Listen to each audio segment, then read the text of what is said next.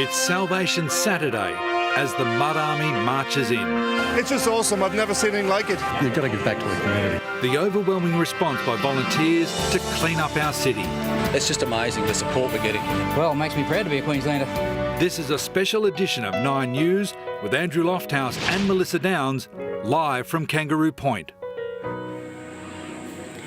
Good evening from Kangaroo Point as we continue our special coverage of this continuing flood crisis. And tonight, I think every Queenslander can feel very, very proud.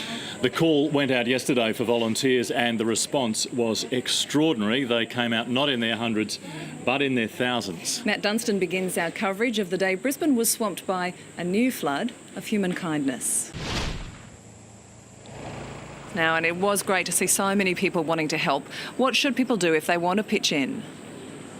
Well, they can do what hundreds of people did in this street in Milton, Melissa, and simply log on or register at the council website, or they can turn up to one of those 4 mustering points around the city. And although this street here in Milton might look still like a complete mess, you wouldn't believe the transformation that the people who turned up here today made. There were literally piles of rubbish, twice the height of me, lining both sides of the street.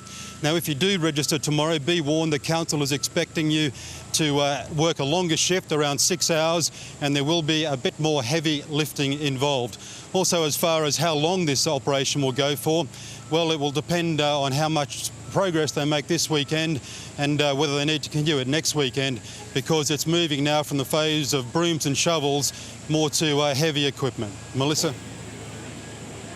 Yeah, Matt, thank you. And they are going to need a lot more volunteers for quite a few days to come. Yeah, and I'm sure all of them must have been a really welcome sight for the flood victims. But for them, of course, the clean-up is still heartbreaking and could take weeks and even months when you look at it seriously. Reporter Neil Dawley spent the day in one of Brisbane's worst hit streets, where homes were swamped by up to 4 metres of water.